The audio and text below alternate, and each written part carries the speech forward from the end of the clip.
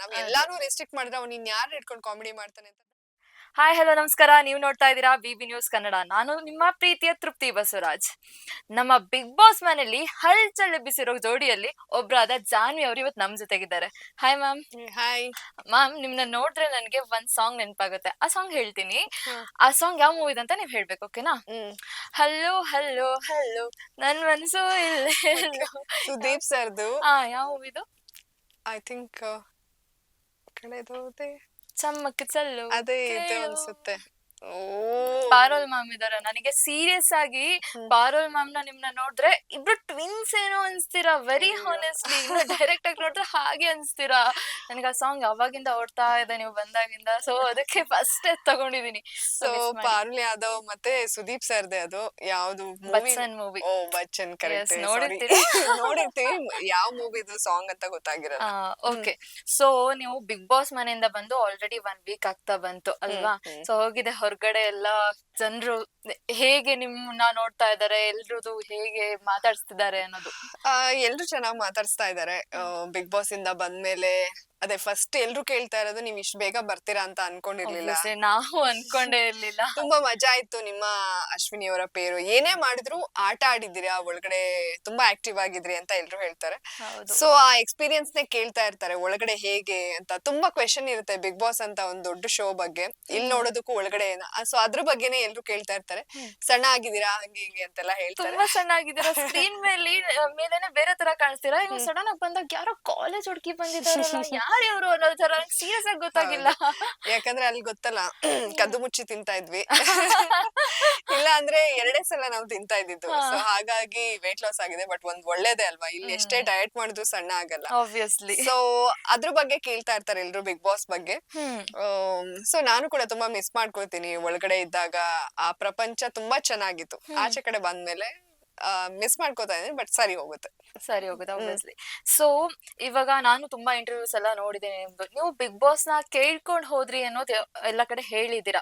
So ನಿಮ್ಗೆ already anchoring ಇತ್ತು, ಎಷ್ಟೊಂದ್ ಶೋ ಮಾಡ್ತಿದ್ರಿ, ಕನ್ನಡ ಜನತೆಗೆ ಆಲ್ರೆಡಿ ಹತ್ರ ಆಗಿದ್ರಿ. ಬಿಗ್ ಬಾಸ್ ಬೇಕಿತ್ತಾ ಅಂತ?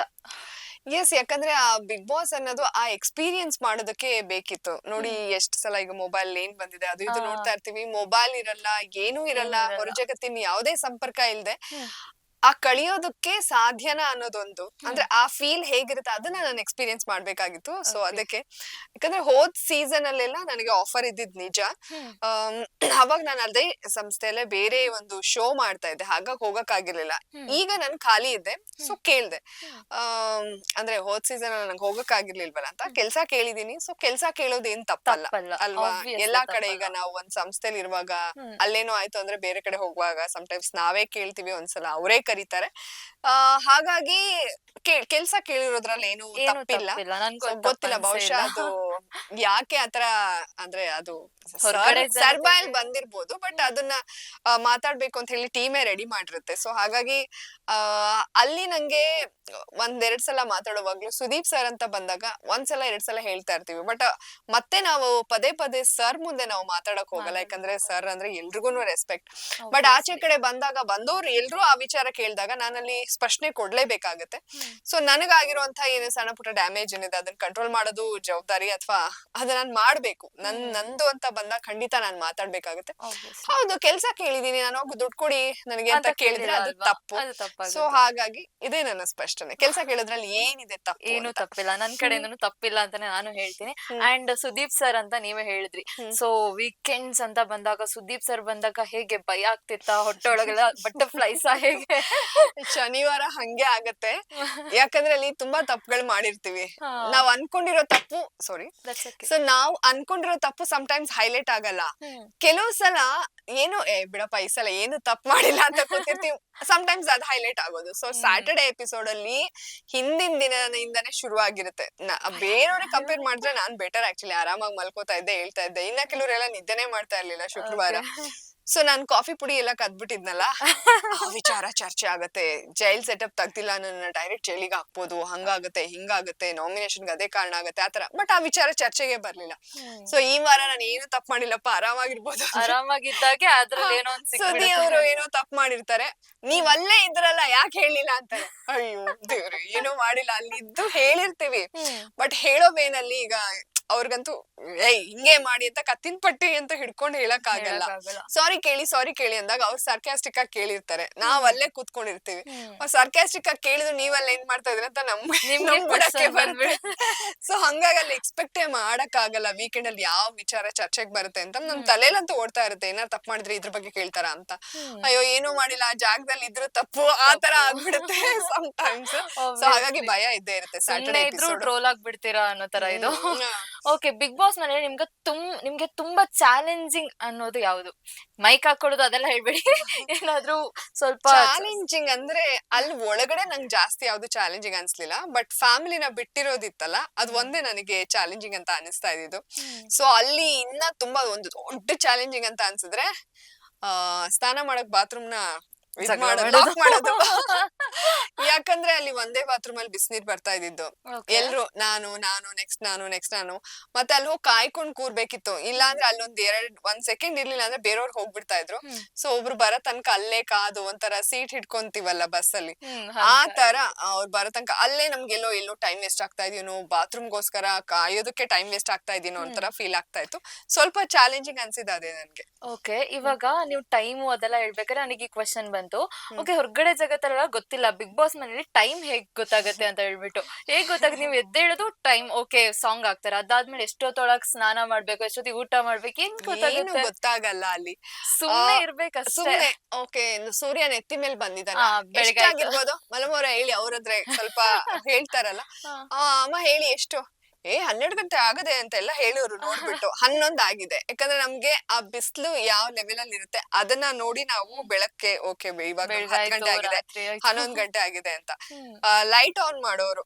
ಇವಾಗ 6 ಗಂಟೆ ಆಗಿದೆ ಹಂಗೆ ಅಷ್ಟ್ ಬಿಟ್ರೆ ಏನು ಗೊತ್ತಾಗ್ತಾ ಇರ್ಲಿಲ್ಲ. ನಾವು 2 ಗಂಟೆಗೆ ಊಟ ಮಾಡ್ತಾ ಇದ್ದೀವಿ ಅಂದ್ರೆ ಎದ್ದಾಗಿಂದ ನಮ್ಗೆ 11ಕ್ಕೆ ಏನಾದ್ರು ಎಪ್ಸಿದ್ರೆ ಸೊ ಎಲ್ಲಾ ಕೆಲ್ಸ ಮುಗಿಸಿ ಅದು 2 ಗಂಟೆಗೆ ಆಗೋದು. 2 ಗಂಟೆಗೆ ತಿಂಡಿ ಮಾಡ್ತಾ ಇದ್ವಿ. ಮತ್ತೆ ರಾತ್ರಿ ನಮ್ಗೆ ಟೈಮೇ ಗೊತ್ತಾಗ್ತಿರ್ಲಿಲ್ಲ. ಮಧ್ಯರಾತ್ರಿ 12 ಗಂಟೆ 1 ಗಂಟೆ ಅವಾಗೆಲ್ಲ ಊಟ ಮಾಡಿರ್ತಿದ್ವಿ. ಅಂದ್ರೆ ಟೈಮ್ ಗೊತ್ತಿಲ್ವಲ್ಲ. ಅದೇ ಆಬ್ವಿಯಸ್ಲಿ. ಸೊ ಹಾಗೆ. ಸೊ ಇನ್ನೊಂದ್ ಕ್ವಶನ್ ಏನಂದ್ರೆ, ನಿಮ್ಮಿಂದ ಬಿಗ್ ಬಾಸ್ ಸ್ಕ್ರಿಪ್ಟೆಡ್ ಅಲ್ಲ ಅಂತ ಕನ್ಫರ್ಮ್ ಹೋಯ್ತು. ಬಿಕಾಸ್ ಎಷ್ಟೊಂದ್ ಸತಿ ಡ್ರೆಸ್ಸಿಂಗ್ ಟೇಬಲ್ ಗುಸು ಮಾಡೋದು ಎಲ್ಲಾ ಟ್ರೋಲರ್ಸ್ ಅಂತೂ ಫುಲ್ ಟ್ರೋಲ್ ಮಾಡಾಕಿದ್ದಾರೆ. ಅಷ್ಟೊಂದ್ ವಿಷಯ ಎಲ್ಲ ನಡೀತಿತ್ತು ಹೊರಗಡೆ. ಸೊ ನಿಮ್ಮಿಂದ ಸ್ಕ್ರಿಪ್ಟೆಡ್ ಅಲ್ಲ ಅಂತೂ ಗೊತ್ತಾಯ್ತು. ಬಟ್ ಆದ್ರೆ ಬಿಗ್ ಬಾಸ್ ಟಾಸ್ಕ್ ಕೊಟ್ಟು ಅಥವಾ ಏನೋ ಒಂದ್ ಹೇಳ್ಬಿಟ್ಟು ತಾವೇ ಸಿಚುವೇಶನ್ ನ ಕ್ರಿಯೇಟ್ ಮಾಡ್ತಾರಲ್ವಾ, ಇದು ಒಂಥರ ಸ್ಕ್ರಿಪ್ಟೆಡ್ ಅನ್ಸಲ್ವಾ ನಿಮ್ ಪ್ರಕಾರ? ಅದು ಓಕೆ, ನೀವಾಗ ನೋಡಿ ಎಷ್ಟೋ ಜನ ಬಿಗ್ ಬಾಸ್ ಸ್ಕ್ರಿಪ್ಟೆಡ್ ಹಂಗೆ ಹಿಂಗೆ ಅಂತ ಇದ್ರು. ನಮ್ಮಿಂದ ಸ್ಕ್ರಿಪ್ಟೆಡ್ ಅಲ್ಲ ಅಂತ ಗೊತ್ತಾಗಿರೋದ್ರಿಂದ 100% ಬಿಗ್ ಬಾಸ್ ಅದಂತೂ ನಮಗೆ ಥ್ಯಾಂಕ್ಸ್ ಹೇಳ್ಬೇಕು. ನಮ್ಮನ್ನ ನಾಮಿನೇಟ್ ಮಾಡಿ ಕಳಿಸ್ತಾ ಇದ್ರು ಬಿಗ್ ಬಾಸ್.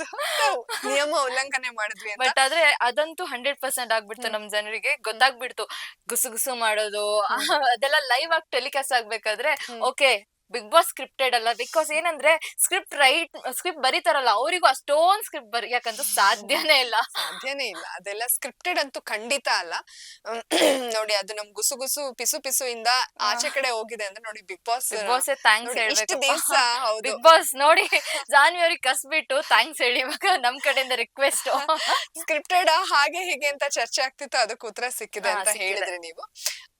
ಅಂದ್ರೆ ಸ್ಕ್ರಿಪ್ಟೆಡ್ ಅಂತ ಹೇಳಿದ್ರೆ ಇಲ್ಲ. ಬಟ್ ಈ ಆಟ ಡಲ್ ಆಗ್ತಾ ಇದೆ, ಇವ್ರಗಳಿಂದ ಏನು ಕಂಟೆಂಟ್ ಸಿಗ್ತಾ ಇಲ್ಲ ಅಂದಾಗ ಎಲ್ಲಿ ಅದನ್ನ ಸರಿ ಮಾಡ್ಬೋದು, ಹಿಂಗ್ ಮಾಡಿದ್ರೆ ಆಗ್ಬೋದಾ ಅಂತ ಹೇಳಿ ಅದಕ್ಕೆ ಸಂಬಂಧಪಟ್ಟ ಹಾಗೆ ಟಾಸ್ಕ್ ಕೊಡ್ಬೋದು.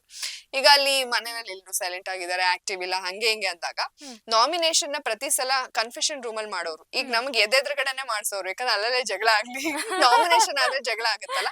ಸೊ ಆ ತರ ಹಚ್ಚಿ ಬಿಡ್ತಾರೆ. ಅದನ್ನ ನಾವು ಹೆಂಗ್ ತಗೊಂಡ್ ಹೋಗ್ತೀವಿ? ಬಿಟ್ಬಿಡ್ತಾರೆ ಬಿಗ್ ಬಾಸ್ ಅಂತೂ ಮಾಸ್ಟರ್ ಮೈಂಡ್ ಅಪ್ಪ. ಎದುರ್ಕೋಬೇಕು ಯಾರಾದ್ರೂ ಬಿಗ್ ಬಾಸ್ ಹೋಗ್ಬೇಕಂದ್ರೆ. ಸೊ ಹಂಗೆ ಮಾಡ್ತಾರೆ. ಸೊ ಆ ಸಿಚುವೇಶನ್ ಕ್ರಿಯೇಟ್ ಮಾಡಿದಾಗ ನಾವ್ ಹೆಂಗ್ ರಿಯಾಕ್ಟ್ ಮಾಡ್ತೀವಿ ಅನ್ನೋದು ನಮ್ಮ ಮೇಲೆ ಇರುತ್ತೆ. ಸೊ ಹಾಗಾಗಿ ಅದು ಸ್ಕ್ರಿಪ್ಟೆಡ್ ಅಲ್ಲ. ಅಲ್ಲಿ ಕೊಡುವಂತ ಟಾಸ್ಕ್ ಗಳಿಗೆ ನಾವ್ ಹೇಗ್ ರಿಯಾಕ್ಟ್ ಮಾಡ್ತೀವಿ ಅದೆಲ್ಲ ವೆರಿ ನ್ಯಾಚುರಲ್. ಓಕೆ, ಸೊ ನೀವು ಬಿಗ್ ಬಾಸ್ ಮನೆಗೂ ಹೋಗಕ್ ಮುಂಚೆ ನೀವು ಜರ್ನಲಿಸ್ಟ್ ಆಗಿದ್ರಿ. ಜರ್ನಲಿಸ್ಟ್ ನ ಜರ್ನಲಿಸಂ ನ ಬಿಟ್ಬಿಟ್ರಾ ಅನ್ನೋದು ನಾನು ಅವಾಗ್ಲೇ ಬಿಟ್ಬಿಟ್ಟಿದ್ದೆ. ನಾನು ಅಂದ್ರೆ 3 years ಮುಂಚೆಯಿಂದಾನೇ ನಾನು ಕಲರ್ಸ್ ಕನ್ನಡದಲ್ಲೇ ವರ್ಕ್ ಮಾಡ್ತಾ ಇದ್ದೆ. ಸವಿರುಚಿ ಹೋಸ್ಟ್ ಮಾಡ್ತಾ ಇದ್ದೆ. ಅದಕ್ಕಿಂತ ಮುಂಚೆ ಮಜಾ ಕೆಪ್ಪೆ ಒಂದಷ್ಟು ಏನೋ ರಿಯಾಲಿಟಿ ಶೋ ಅಲ್ಲಿ ಕಂಟೆಸ್ಟೆಂಟ್ ಎಲ್ಲ ಕೂಡ ಆಗಿದೆ. ಸೊ ಹಾಗಾಗಿ ಶೋಕ್ ಹೋಗಕ್ಕಿಂತ ಮುಂಚೆ 3 ವರ್ಷದಿಂದಲೇ ನಾನು ನ್ಯೂಸ್ ಆಂಕರಿಂಗ್ ನ ಕ್ವಿಟ್ ಮಾಡಿದ್ದೆ. ಕ್ವಿಟ್ ಮಾಡಿದೀರಾ. ಬಟ್ ಆದ್ರೂ ಬಿಗ್ ಬಾಸ್ ಮನೇಲಿ ನಾನು ಜರ್ನಲಿಸ್ಟ್ ಅನ್ನೋ ಈಗೋ ಏನಾದ್ರು ಸ್ವಲ್ಪ ಆದ್ರೂ ಇತ್ತ ಅಂತ? ಆ, ಅದನ್ನ ಈಗೋ ಅನ್ನೋದ್ಕಿಂತ ಸೆಲ್ಫ್ ರೆಸ್ಪೆಕ್ಟ್ ಸಮ್ ಟೈಮ್ಸ್ ಈಗೋ ಆಗಿ ಕಾಣುತ್ತೆ. ಕಾಣುತ್ತೆ. ಮತ್ತೆ ಕೆಲವೊಂದು ವಿಚಾರಗಳನ್ನ ನಾವು ತುಂಬಾ ತಿಳ್ಕೊಂಡಿರ್ತೀವಿ, ಅನಲೈಸ್ ಮಾಡಿರ್ತೀವಿ, ಆ ಒಂದು ಹೋಲ್ ಜರ್ನಿಯಲ್ಲೇ ಅದು ನಮ್ಗೆ ತಿಳ್ಕೊಳಕ್ ಸಿಗತ್ತೆ. ಆ ಜರ್ನಲಿಸ್ಟ್ ಅನ್ನೋದಕ್ಕಿಂತ ಕೆಲವು ಕಂಟೆಸ್ಟೆಂಟ್ಸ್ ನ ನೋಡಿದಾಗ ತುಂಬಾ ಮೈನರ್ ವಿಚಾರಗಳು ಅವ್ರಿಗೆ ಗೊತ್ತಿರಲ್ಲ, ಅದನ್ನ ತಪ್ಪು ಅಂತೆಲ್ಲ ವಾದಿಸುವಾಗ ನಾವೇನೋ ತಪ್ಪು ಮಾಡಿದ್ವೇನೋ ಅನ್ನೋ ತರ ಅಲ್ಲಿ ಬಿಹೇವ್ ಮಾಡಿದಾಗ ಏನಪ್ಪಾ ಇವ್ರಿಗೆಲ್ಲ ಇಷ್ಟು ಸಣ್ಣದನ್ನ ಇದೇನೇನೋಕ್ಕೋ ಏನೇನೋ ತಿಳ್ಕೊತಾರಲ್ಲ, ಇದನ್ನ ಹೇಳಿದ್ರು ಅದಕ್ಕೇನೋ ಬೇರೆ ರೀತಿ ಅರ್ಥೈಸಕ್ ಹೋಗ್ತಾರಲ್ಲ ಅನ್ನೋ ರೀತಿ ನನಗಾಗಿತ್ತು. ಅವಾಗ ಒಂದ್ ಸ್ವಲ್ಪ ಅದು ನಾನ್ ಲೌಡ್ ಆಗಿ ಮಾತಾಡ್ತಾ ಇದ್ದಿದ್ರಿಂದ, ನೇರವಾಗಿ ಹೇಳ್ತಿದ್ದಿದ್ರಿಂದ ಅದು ಹೊರಗಡೆ ಹಂಗ್ ಕಾಣಿಸಿರ್ಬೋದು. ಸೊ ಯಾವ್ದೇ ವಿಚಾರನ ನೇರವಾಗಿ ಹೇಳ್ದಾಗ ಜನರಿಗೆ ಏನಪ್ಪಾ ಇವ್ರು ಈಗೋಯಿಸ್ಟಿಕ್ ಅಥವಾ ತುಂಬಾ ಅಹಂಕಾರ ಅಂತ ಅನ್ಸ್ಬೋದು. ಬಟ್ ಆಮೇಲೆ ಇವ್ರು ಕರೆಕ್ಟ್ ಆಗಿ ಹೇಳಿದ್ರಲ್ಲ, ನೇರವಾಗಿ ಹೇಳಿದ್ರು ಅಷ್ಟೇ, ಹಿಂದೆ ಮುಂದೆ ಮಾತಾಡೋ ಬದಲು ಮುಖಕ್ಕೆ ಹೇಳೋದು ಒಳ್ಳೇದಲ್ವಾ, ಆತರ ಅನ್ಸಿರತ್ತೆ. ಅಂಡ್ ನಿಮ್ ಬಿಗ್ ಬಾಸ್ ಮನೇಲಿ ನಿಮ್ಮ ಸ್ಟ್ರೆಂತ್ ಏನಾಗಿತ್ತು, ವೀಕ್ನೆಸ್ ಏನಾಗಿತ್ತು? ಬಿಗ್ ಬಾಸ್ ಮನೇಲಿ ನನ್ನ ಸ್ಟ್ರೆಂತ್ ನಾನು ಆಕ್ಟಿವ್ ಆಗಿದ್ದು, ಮತ್ತೆ ಐ ಥಿಂಕ್ ನಾಮಿನೇಷನ್ಗೆ ನಾನು ಸರಿಯಾದ ಕಾರಣ ಕೊಡ್ತಾ ಇದ್ದೆ, ಎಲ್ಲಾರು ತುಂಬಾ ಚೆನ್ನಾಗಿ ಅಬ್ಸರ್ವ್ ಮಾಡ್ತಾ ಇದ್ದೆ ಯಾರೇನ್ ಮಾಡ್ತಾ ಇದಾರೆ. ಸೊ ಹೊರಗಡೆ ಜನಕ್ಕೆ ನಾನು ಅಶ್ವಿನಿ ಅವ್ರ ಜೊತೆಗೆ ಜಾಸ್ತಿ ಇರ್ತೀನಿ ಅಂತ ಅನ್ಸಿದ್ರು, ಮನೇಲಿ ಯಾವ್ಯಾವ ಮೂಲೆಯಲ್ಲಿ ಏನೇನ್ ಆಗ್ತಾ ಇದೆ ಅನ್ನೋದನ್ನ ನಾನು ತಿಳ್ಕೊತಾ ಇದ್ದೆ. ಅದಕ್ಕೆ ಧನುಷ್, ಸ್ಪಂದನ ಅವರೆಲ್ಲ ಆಶ್ಚರ್ಯ ಪಡೋರು. ರಿಷಾ, ರಾಶಿಕಾ, ಸೂರಜ್ಗೆ ಒಂದ್ ವಿಚಾರಕ್ಕೆ ಜಗಳ ಆಗಿರುತ್ತೆ. ಅಂದ್ರೆ ಬೌಲಲ್ಲಿ ಕದ್ದು ಮುಚ್ಚಿ ಸೂರಜ್ಜು ರಾಶಿಕಂಗ್ ಕೊಡ್ತಾ ಇದ್ದ, ಅದನ್ನ ರಿಷಾ ಕೇಳ್ದಾಗ ತಿನ್ನೋ ವಿಚಾರಕ್ಕೆ ಅವ್ರದ್ದು ಜಗಳ ಆಗ್ತಾ ಇರುತ್ತೆ. ಸೊ ಅದೆಲ್ಲ ನಾನ್ ಗಮನಿಸ್ತಾನೆ ಇರ್ತೀನಿ, ನನ್ ಹಿಂದೆ ನಡೀತಾ ಇರುತ್ತೆ ಅಥವಾ ಇನ್ಯಾರೋ ಮಾತಾಡುವಾಗ ನಮ್ ಬಗ್ಗೆನೇ ಮಾತಾಡ್ತಾ ಅದು ಸ್ವಲ್ಪ ನನಗೆ ಗೊತ್ತಾಗುತ್ತೆ, ಫೇಸ್ ರೀಡಿಂಗ್ ಏನೋ ನನ್ಗೆ ಅಬ್ಸರ್ವೇಷನ್. ಇನ್ನೇ ನಾವ್ ಮನೇಲಿ ಅದೇ ಕೆಲ್ಸ ಅಲ್ವಾ, ಎಲ್ರು ಅಬ್ಸರ್ವ್ ಮಾಡೋದು. ಸೊ ಆ ಅಬ್ಸರ್ವೇಷನ್ ಚೆನ್ನಾಗಿತ್ತು. ಅವಾಗ ಧನು ಎಲ್ಲ ಬಂದ್ ನೋಡುವಾಗ ಏನು ತಿನ್ನೋ ವಿಚಾರಕ್ಕೆ ತಾನೇ ಜಗಳ ಆಗ್ತಿದೆ ಅಲ್ವಾ, ರಿಷಾ ಕೇಳಿದ್ದಕ್ಕೆ ನಿಮ್ಗೆ ಹೆಂಗ್ ಗೊತ್ತು, ನಮ್ಗೆ ಈಗ ಗೊತ್ತು, ಒಂದೇ ರೂಮ್ ಅಲ್ಲಿ ಇದ್ದವ್ರು ಅವರೆಲ್ಲ, ನಮ್ಗೆ ಈಗ ಗೊತ್ತಾಯ್ತು, ನಿಮಗ್ ಹೆಂಗ್ ಗೊತ್ತಾಯ್ತು ಅಂತಾರೆ. ನನ್ಗೆ ನಿನ್ನೆನೆ ಗೊತ್ತಾಯ್ತು, ನಾನ್ ಸುಮ್ನೆ ಇಲ್ಲಿದ್ರು ಮನೇಲಿ ಏನೇನ್ ನಡೆಯುತ್ತೆ ಎಲ್ಲ ಗೊತ್ತು ಧನು ಅಂತ ಹೇಳ್ತಿದ್ದೆ. ಓ ಅಂತ ಅಂದ್ರೆ ಹಂಗೆ ನಾನ್ ಮನೇಲಿ ಇದ್ದೆ, ಜೀವಂತವಾಗಿದ್ದೆ, ಯಾವ್ದೋ ಒಂದ್ ಮೂಲೆಯಲ್ಲಿ ನಾವೇನ್ ಕಳ್ದ್ ಹೋಗಿರ್ಲಿಲ್ಲ, ಎಲ್ಲಾ ವಿಚಾರನು ಡಿಗ್ ಮಾಡಿ ತೆಗಿತಾ ಇದ್ದೆ. ಎಲ್ಲದನ್ನು ನಿಮ್ ತಲೆಯಲ್ಲಿ ಇಟ್ಕೊಂಡು ಯಾರ್ ಏನ್ ಮಾಡ್ತಾ ಇದಾರೆ, ಯಾರ್ ಬಗ್ಗೆ ಮಾತಾಡ್ತಾ ಇದಾರೆ, ಯಾರ್ಯಾರಿಗೆ ಯಾವ್ಯಾವ ವಿಚಾರಕ್ಕೆ ಜಗಳ ಆಗಿದೆ, ಯಾರ್ ಜೊತೆಲಿ ಕೂತಿದ್ದಾರೆ, ಇಲ್ಲಿ ಕೂತಿದ್ದವ್ರು ಆಗ್ಲೇ ಈಗ ಹಿಂಗ್ ಗೆದ್ದೋಗಿದಾರೆ ಅಂದ್ರೆ ಅಲ್ಲೇನೋ ಜಗಳ ಆಗಿರ್ಬೇಕು, ಆತರ ತಿಳ್ಕೊತಾ ಇದ್ದೆ. ಅದು ಬೇಕಲ್ವಾ, ಇಲ್ಲ ತಿಳ್ಕೊತಾ ಇದ್ದೆ ಏನಾಗಿದೆ ಅಂತ ಹೇಳಿ. ಟೈಮ್ಸ್ ನನ್ ಹಿಂದೆ ನಡೆದಾಗ ಅಲ್ಲೊಂದ್ ಕಿವಿ ಇರ್ತಾ ಇತ್ತು ನನ್ಗೆ, ಸೊ ಅದನ್ನ ಕೇಳಿಸ್ಕೊತಿದ್ದೆ. ಟೈಮ್ಸ್ ಗೊತ್ತಿಲ್ಲ ಅಂದ್ರೆ ಯಾಕೆ ಅವಳು ಎದ್ದೋದ್ಲು, ಏನಾಯ್ತು ಅಂತ ವಿಚಾರ ತಿಳ್ಕೊತಿದ್ದೆ, ಯಾಕಂದ್ರೆ ಬೇಕಲ್ವಾ ಮನೆಯಲ್ಲಿ ಏನೇನ್ ಆಗ್ತಾ ಇದೆ ಅಂತ. ಸೊ ನಾನು ಆ ಮನೆಯಲ್ಲಿ ಅಂದ್ರೆ ಜೀವಿಸಿದೀನಿ, ಎಲ್ಲೋ ನನ್ ಕಳೆದು ಹೋಗಿರ್ಲಿಲ್ಲ. ಸೊ ಅದು ನನ್ನ ಪ್ಲಸ್. ಮೈನಸ್ ಅಂತ ಅಂದ್ರೆ ಬಹುಶಃ ಅಂದ್ರೆ ನಾನು ಒಂದಷ್ಟು ಜನ ಕಂಟೆಸ್ಟೆಂಟ್ಸ್ಗೆ ಜಾನ್ವಿಯ ಏನು ಅಂದ್ರೆ ತುಂಬಾ ಮನ್ಸಿಂದ ನಾನೇನು ಅವ್ರ ಜೊತೆ ಇರ್ತಿರ್ಲಿಲ್ಲ. ನಾನು ಒಬ್ಬ ಕಂಟೆಸ್ಟೆಂಟ್ ಆಗಿ ಬಿಹೇವ್ ಮಾಡಿದ್ದೆ. ಎಲ್ಲೋ ಒಂದ್ ಕಡೆ ಈಗ ಅದು ವ್ಯಕ್ತಿತ್ವದ ಆಟ ಅನ್ನೋದನ್ನ ತಗೊಂಡಾಗ ಹೌದು ಅಲ್ಲೊಂದ್ ಸ್ನೇಹ ಆಗುತ್ತೆ, ಅದಕ್ ನಾವು ಬೆಲೆ ಕೊಡ್ಲೇಬೇಕು. ಸ್ನೇಹದ ಸೋಗ್ನಲ್ಲಿ ನಾನು ಜೊತೆಲಿ ಇಟ್ಕೊಂಡು ಅದು ಸ್ಟ್ರಾಟಜಿ ಅಲ್ಲ, ಅದು ನಿಜವಾದ ಸ್ನೇಹ. ಸೊ ಅದನ್ನ ಮನ್ಸಿಗೆ ತಗೋಬೇಕೋ ಬೇಡವೋ ಅನ್ನೋದೊಂದು ಪ್ರಶ್ನೆ ಆಗುತ್ತೆ. ಬಿಗ್ ಬಾಸ್ ಅನ್ನೋದು ವ್ಯಕ್ತಿತ್ವ ಅಂದಾಗ ಅಲ್ಲಿ ಪ್ರೀತಿ ಸ್ನೇಹ ಎಲ್ಲದಕ್ಕೂ ಬೆಲೆ ಇದೆ ಅಂದಾಗ ನನ್ನ ಸ್ನೇಹಿತರನ್ನ ನಾನು ಎಲ್ಲರ ಮುಂದೆ ನಾನು ಬಿಟ್ಕೊಡ್ತಾ ಇರ್ಲಿಲ್ಲ. ಏನು ಸರಿ ತಪ್ಪು ಇದೆ ನಾವಿಬ್ರು ಚರ್ಚೆ ಮಾಡ್ತಾ ಇದ್ವಿ. ಅಂದ್ರೆ ಇನ್ನೊಬ್ರ ಮನ್ಸಿಗೆ ನೋವು ಮಾಡಕ್ ನಾನು ಇಷ್ಟಪಡಲ್ಲ. ಸೊ ಅದು ಎಲ್ಲೋ ಒಂದ್ ಕಡೆ ಒಂದಷ್ಟು ಜನ, ನನಗಂತೂ ಏನು ರಿಗ್ರೆಟ್ ಇಲ್ಲ, ಬಟ್ ಒಂದಷ್ಟು ಜನಕ್ಕೆ ನಿಮ್ಮ ಆಟ ಅಲ್ಲೇ ನಿಮ್ಮ ಹಾದಿ ತಪ್ತು ಅನ್ನೋ ತರ ಹೇಳ್ತಾರೆ. ಇದು ವ್ಯಕ್ತಿತ್ವದ ಆಟ ಆಗಿರೋದ್ರಿಂದ ಪ್ರೀತಿ ಸ್ನೇಹ ಅದಕ್ಕೆ ನಾವು ಬೆಲೆ ಕೊಡ್ಲೇಬೇಕು, ಯಾಕಂದ್ರೆ ನಾವು ಮನುಷ್ಯರೇ. ಇಡೀ ಮನೇಲಿ ನಂಗೆ ಯಾರು ಇಷ್ಟ ಆಗಿಲ್ಲ ಅಂದ್ರೆ ತಪ್ಪಾಗುತ್ತೆ. ಜೊತೆಲಿ ಇತ್ಕೊಂಡೆ ಇಂಡಿವಿಜುವಲ್ ಆಟ ನಾನು ಆಡ್ತಾ ಇದ್ದೆ, ಬಟ್ ಅದು ಕೆಲವ್ರಿಗೆ ಅರ್ಥ ಆಗಿಲ್ಲ. ಮೋಸ್ಟ್ಲಿ ಅರ್ಥೈಸೋದ್ರಲ್ಲಿ ನಾನು ವಿಫಲನಾಗಿದ್ದೀನಿ ಅಂತ ಅನ್ಸುತ್ತೆ. ಆಚೆ ಕಡೆ ಇದೊಂದು ಟಾಕ್ ಇನ್ನ ಇದೆ ಅಂತ ಅಂದ್ರೆ, ಸೊ ಅರ್ಥ ಮಾಡ್ಸೋದ್ರಲ್ಲಿ ನಾನ್ ಫೇಲ್ಯೂರ್ ಆಗಿದ್ದೀನಿ ಅಂತ ಅರ್ಥ. ಬಹುಶಃ ಅದು ನನ್ನ ಗರ್ಲ್, ನಾನು ಒಂದು ಗರ್ಲ್ಸ್ ಓಕೆನಾ, ನನ್ಗೂ ಫ್ರೆಂಡ್ಶಿಪ್, ನನ್ಗೂನು ಲೈಕ್ ನನ್ ಫ್ರೆಂಡ್ಸ್ ಗರ್ಲ್ಸ್ ಅಂದ್ರೆ ನಂಗೆ ತುಂಬಾ ಇಷ್ಟ. ನನ್ನ ಪರ್ಸ್ಪೆಕ್ಟಿವ್ ಇಂದ ನೀವು ತಪ್ಪು ಮಾಡಿಲ್ಲ ಮ್ಯಾಮ್. ನನ್ನ ಪರ್ಸ್ಪೆಕ್ಟಿವ್ ಇಂದ ಒಂದು ಫ್ರೆಂಡ್ಶಿಪ್ ಗೆ ಎಷ್ಟು ಬೆಲೆ ಕೊಡ್ಬೇಕು ನೀವು ಕೊಟ್ಟಿದ್ದೀರಾ. ಇದು ಈ ತರ ಮೈಂಡ್ ಸೆಟ್ ಇರೋರಿಗೆ ನೋಡಿ, ಇವಾಗ ನಾವೇನು ರೋಬೋಟ್ ಅಲ್ಲ, ನಾವ್ we are all human being. ಕೆಲವ್ರ ಜೊತೆ ಕಂಫರ್ಟ್ ಝೋನ್ ಇರುತ್ತೆ, ಕೆಲವ್ರ ಬಗ್ಗೆ ನಿಜವಾದ ಒಂದು ಭಾವನೆ ಇರುತ್ತೆ. ಆಟ ಹೌದು, ಆಟ ಕಂಟೆಸ್ಟೆಂಟ್ ಎಲ್ಲ ಅದ್ರ ಹೊರತಾಗಿ ಅಲ್ಲಿ ನಾವು ಭಾವನೆಗಳಿಗೆ ವ್ಯಾಲ್ಯೂ ಮಾಡಿದೀನಿ ಅಂದ್ರೆ ನಾನೊಬ್ಬ ಹ್ಯೂಮನ್ ಬೀಯಿಂಗ್. Human ಅದು ನಾವು ತುಂಬಾ ಹತ್ರ ವಿಚಾರ ಹಂಚ್ಕೊಂಡು ಆಚೆ ಕಡೆ ಅದ್ ಸ್ವಲ್ಪ ಕಾಣಿಸಿರ್ಬೋದು. ಒಬ್ಬ ಪರ್ಸನ್ ನನ್ನ ನಂಬ್ತಾರೆ, ನಾನು ಅವ್ರನ್ನ ನಂಬ್ತೀನಿ, ಒಂದ್ ಬಾಂಡಿಂಗ್ ಬೆಳೀತೆ ಅಂದಾಗ ನಾನ್ ಅವ್ರನ್ನ ಬಿಟ್ಕೊಟ್ಬಿಟ್ರೆ ತಪ್ಪಾಗುತ್ತೆ. ತಪ್ಪಾಗತ್ತೆ. ಬಿಗ್ ಬಾಸ್ ಅನ್ನೋದು ಬಿಗ್ ಬಾಸ್ ಹೇಳ್ತಾರೆ ಅದು ವ್ಯಕ್ತಿತ್ವದ ಆಟ ಅಂತ ಹೇಳಿ. ಸೊ ಅಲ್ಲಿ ನನ್ ವ್ಯಕ್ತಿತ್ವ ದೊಡ್ಡದೆ, ಅದು ಹೊರಗಡೆ ಜನಕ್ಕೆ ಏನೇ ಅನ್ಸಿರ್ಬೋದು, ನನ್ ಸ್ನೇಹಿತೆ ಪರವಾಗಿ ನಿಂತಿದ್ದೀನಿ ನಾನು. ನಿಂತಿದ್ದೀರಾ ಅಷ್ಟೇ. ಅಲ್ವಾ? Even ಸರಿ ತಪ್ಪು ನಾನಿದ್ದೀನಿ, ಇದೆ, ನಾವು ಇಬ್ರು ಅದೇ ಮಧ್ಯೆನೂ ಇದೆ. ಮಾಡೋದು. ನಾವು ಅದನ್ನ ಎಲ್ಲಿ ತೆರೆ ಹಿಂದೆ ಮಾತಾಡ್ಕೊಂಡು, ಅಂದ್ರೆ ಅದು ಟೆಲಿಕಾಸ್ಟ್ ಆಗಿಲ್ದೇ ಇರ್ಬೋದು, ನಿಮ್ ತಪ್ಪುಗಳೇನು ನನ್ ತಪ್ಪೇನು, ನೀವ್ ಇದನ್ನ ಜಾಸ್ತಿ ಪ್ರೊಲಾಂಗ್ ಮಾಡ್ಬೇಡಿ, ಕೋಪದ ಭರದಲ್ಲಿ ಕೆಲವೊಂದ್ ಪದ ಬಳಕೆ ಅದ್ರ ಬಗ್ಗೆ ನಿಮ್ಗೆ ಹಿಡಿತಾ ಇರ್ಲಿ, ಅಥವಾ ತುಂಬಾ ಕೋಪ ಎಲ್ಲದಕ್ಕೂ ನಾವ್ ರಿಯಾಕ್ಟ್ ಮಾಡಿ ನಾವ್ ಕೆಟ್ಟೋದಾಗದ್ ಬೇಡ. ಅದೇ ಪ್ರತಿಯೊಂದನ್ನು ಕೆಲವೊಂದು ಅವ್ರು ನನಗ್ ಹೇಳೋರು ನಾನು ಅವ್ರಿಗೆ ಹೇಳ್ತಾ ಇದ್ದೆ. obviously. ಸೊ ಅದಕ್ಕೂ ನಾನು ನ್ಯಾಯ ಒದಗಿಸಿದೀನಿ. ಎಲ್ಲೂ ನಾನು ಆ ಸ್ನೇಹ ಅನ್ನೋ ವಿಚಾರಕ್ಕೆ ನಾನು ಮಸಿ ಬೆಳೆದಿದ್ದೀನಿ ಅಂತ ನನಗನ್ಸಲ್ಲ. Obviously. ಆಟದ ದೃಷ್ಟಿಯಿಂದ ನೋಡಿದ್ರೆ ಕೆಲವರು ಅದನ್ನ ನೆಗೆಟಿವ್ ಆಗಿ ಹೇಳ್ತಾರೆ, ಬಟ್ ನನ್ಗೆ ಅದ್ರ ಬಗ್ಗೆ ರಿಗ್ರೆಟ್ ಇಲ್ಲ. ಇಲ್ಲ ರಿಗ್ರೆಟ್ ಒಂಚೂರು ಇಲ್ಲ. ಚೂರು ಇಲ್ಲ. ಸೊ ಇವಾಗ ಇದನ್ನೆಲ್ಲ ಸೀರಿಯಸ್ ಟಾಪಿಕ್ ಬೇಡ, ಒಂದು ಫನ್ನಿ ಸಿಚುವೇಶನ್ ನೆರೇಟ್ ಮಾಡ್ತೀನಿ, ಓಕೆನಾ? ಓಕೆ. ಓಕೆ, ನಿಮಗೆ ಇವಾಗ ಒಂದ್ ಮೂವಿ ಆಫರ್ ಸಿಕ್ಕಿದೆ, ಓಕೆನಾ? ಒಳ್ಳೆ ಮೂವಿ, ಸಖತ್ತಾಗಿ ನಡೆಯುತ್ತೆ, ಎಲ್ಲ ಪ್ರಿಪರೇಷನ್ ನಡೆಯುತ್ತೆ. ಓಪನ್ ಮಾಡಿದ್ರೆ ಹೀರೋ ಯಾರು? ಗಿಲ್ಲಿ. ಅಯ್ಯೋ ಒಪ್ಕೊಂತೀರಾ ಮೂವಿನ ಇಲ್ವಾ ಅಂತ? ನೀವು ಸ್ಟಾರ್ಟಿಂಗ್ ಅಲ್ಲೇ ಒಂದ್ ಒಳ್ಳೆ ಮೂವಿ, ದೊಡ್ಡ ಮೂವಿ ಅಂತ ಹೇಳಿದಿರಲ್ಲ. ಹಾ. ಸೊ ಅಂದ್ರೆ ಗಿಲ್ಲಿ ಅನ್ನೋ ಕಾರಣಕ್ಕೆ ಒಪ್ಕೊಂತೀನಿ, ರಿಜೆಕ್ಟ್ ಮಾಡ್ತೀನಿ ಅನ್ನೋದ್ಕಿಂತ ಫಸ್ಟ್ ಟೀಮ್ ಏನು, ಡೈರೆಕ್ಟರ್ ಯಾರು, ಅಥವಾ ಕಥೆ ಏನು, ಯಾವ ರೀತಿ ತಗೊಂಡ್ ಹೋಗ್ತಾರೆ, ನನ್ ಪಾತ್ರ ಏನು, ನನ್ ಪಾತ್ರಕ್ಕೆ ಎಷ್ಟು ಪ್ರಿಫರೆನ್ಸ್ ಇದೆ, ಅದೆಲ್ಲಾನು ನೋಡ್ತೀನಿ. ಅದ್ರ ಆಚೆಗೆ ಅದು ನನ್ಗೆ ಇಷ್ಟ ಆಗಿದ್ರೆ ಅಲ್ಲಿ ಗಿಲ್ಲಿನೇ ಬೇಕು, ಆ ಪಾತ್ರಕ್ಕೆ ಇವನೇ ಬೇಕು ಅಂತ ಹಂಗಿದ್ರೆ note A problem. Overall story ಮೇಲೆ ಎಲ್ಲ ಹೋಗ್ತೀರಾ ಎಲ್ಲ ಅಂತ ಹೌದು. ಆಯ್ತು. Okay, ಸುಮ್ನೆ ಎಲ್ಲಾನು- ಗಿಲ್ಲಿ ಅಂತ ಹೇಳಿ ರಿಜೆಕ್ಟ್ ಮಾಡೋದು, ಅಥವಾ ಏನೋ ಗಿಲ್ಲಿ ಅಂತಾನೆ ಒಪ್ಕೊಳ್ಳೋದು, ಅದು ಒನ್ ಮ್ಯಾನ್ ಆರ್ಮಿ ಅಂತೂ ಅಲ್ಲ. ಜನ ಕೆಲವರು ಸ್ವಲ್ಪ ಹಂಗ್ ಮಾಡಿದ್ರೆ ಹಂಗ್ ನೋಡಕ್ ಹೋಗಲ್ಲ.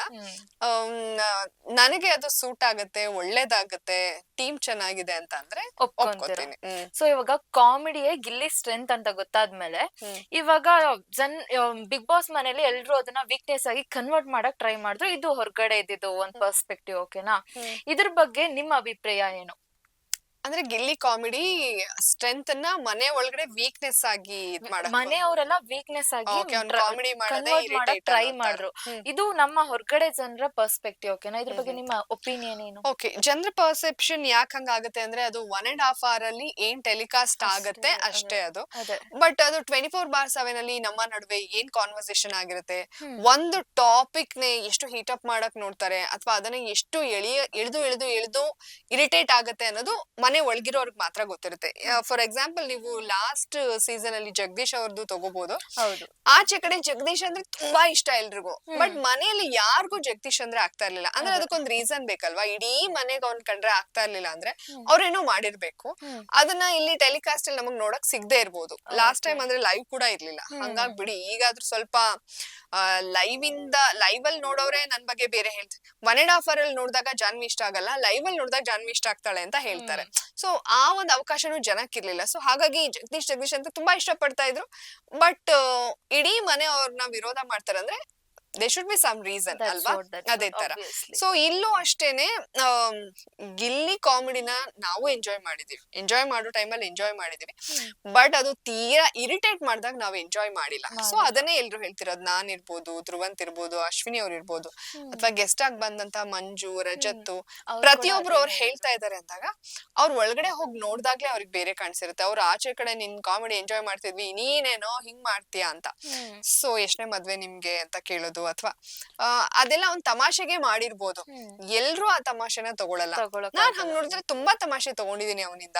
ಯಾಕೆ ನೀವ್ ಅಷ್ಟೊಂದು ಸುಮ್ನಿರ್ತೀರಿ ಅಂತ ಅಂದ್ರುನು, ಏನೋ ಒಂದ್ ಶೋ ಅಂತ ಅಂದ್ಮೇಲೆ ಬೇಕಲ್ವಾ ಎಲ್ಲಾ ತರ. ನಾವ್ ಎಲ್ಲಾರು ರೆಸ್ಟ್ರಿಕ್ಟ್ ಮಾಡಿದ್ರೆ ಅವ್ನ್ ಇನ್ ಯಾರು ಇಟ್ಕೊಂಡ್ ಕಾಮಿಡಿ ಮಾಡ್ತಾನೆ ಅಂತ ನಾನು ಎಷ್ಟು ನಿನ್ನ ಹೀರೋಯಿನ ನಿನ್ ಯಾರು ನೋಡ್ತಾರೆ ಸಿನಿಮಾದಲ್ಲಿ ಅನ್ನೋದು, ಅಥವಾ ಅವ್ನ್ ನಂಗ್ ಭೂದೇವಿ ಅಂತ ಕರಿತಾ ಇದ್ದ. ನಾನ್ ತುಂಬಾ ಸ್ಟ್ರಿಕ್ಟ್ ಆಗಿ ಹೇಳಿದ್ರೆ ಅಷ್ಟನ್ನು ನಾನ್ ಬಿಟ್ಕೊಳ್ದೆ ಇದ್ದಿದ್ರೆ ಅದ್ ಬೇರೆ ತರನೇ. ಬಟ್ ಜನ ನಗ್ತಾ ಇದಾರಲ್ವಾ, ನಾನ್ ಹಂಗಾಗಿ ತುಂಬಾ ರಿಸ್ಟ್ರಿಕ್ಟ್ ಮಾಡ್ತಾ ಇರ್ಲಿಲ್ಲ. ಅಕ್ಕ ಅಂತ ಕರಿಯೋ ಅಂದ್ರೆ ಅವನ್ ಜೊತೆ ತುಂಬಾ ಚೆನ್ನಾಗೇ ಇದ್ದೆ ನಾನು, ಕಾಲ್ ಎಳ್ಕೊಂಡು ಎಲ್ಲ. ಅವನು ಇನ್ನೊಂದೆಲ್ಲ ನೋಡ್ತಾ ಇದ್ದೆ. ನಮ್ಮ ಅಪ್ಪ ನಿನ್ ಮೇಲ್ ಫಿದಾ ಆಗಿರ್ತಾರೆ, ಏಜ್ ಆ. ಒಂದೇ ಅಲ್ವಾ, ನಮ್ಮ ಅಪ್ಪ ನಿನ್ಗೆ ಓ ಅಂತಿಲ್ಲ. ಹಂಗೆಲ್ಲ ಹೇಳ್ತಿದ್ದ. ಅದನ್ನ ನಾನ್ ನಿನ್ನೆ ನೋಡ್ತಾ ಇದ್ದೆ, ಓಕೆ. ನಾನ್ ಹೇಳಿದ್ ಜ್ಞಾಪಕ ಇತ್ತು. ಬಟ್ ಅಂದ್ರೆ ಹಂಗೆಲ್ಲ ಜೋಕ್ ಮಾಡ್ತಿದ್ದೆ, ಏ ಜೋಕ್ ಅಲ್ವಾ ಬಿಡು, ಜನ ಎಂಜಾಯ್ ಮಾಡ್ತಾರೆ ಅಂತ. ಹ್ಮ್ ಬಟ್ ಒಂದು ನಾಮಿನೇಷನ್ ಹಂಗೆ ಹಿಂಗೆ ಅಂದಾಗ ತುಂಬಾ ಒಂದ್ ಇರಿಟೇಟ್ ಮಾಡ್ತಾ ಇದ್ದ 1 hour ಅದನ್ನ, ಅದೊಂದು ಸ್ಟ್ರಾಟಜಿ. ಹ್ಮ್ ಅವಾಗೆಲ್ಲ ನನ್ಗೆ ಇರಿಟೇಷನ್ ಆಗಿದೆ. ಸೊ ಹಾಗಾಗಿ ಜನಕ್ಕೆ 1.5 hour ಅಲ್ಲಿ ಅದು ಹ್ಮ್ ಸ್ಟ್ರೆಂತ್ ಆಗಿ ಕಾಣುತ್ತೆ. ಸೊ ಮನೆ ಒಳಗಡೆ ಎಲ್ರು ಅದನ್ನೇ ವೀಕ್ನೆಸ್ ಮಾಡ್ತಾರೆ ಅಂದ್ರೆ ಅವ್ರಿಗೆಲ್ಲರಿಗೂ ಅದರಿಂದ ಇರಿಟೇಟ್ ಇರಿಟೇಟ್ ಆಗಿರುತ್ತೆ. ಆಗಿದೆ ಅಂತ.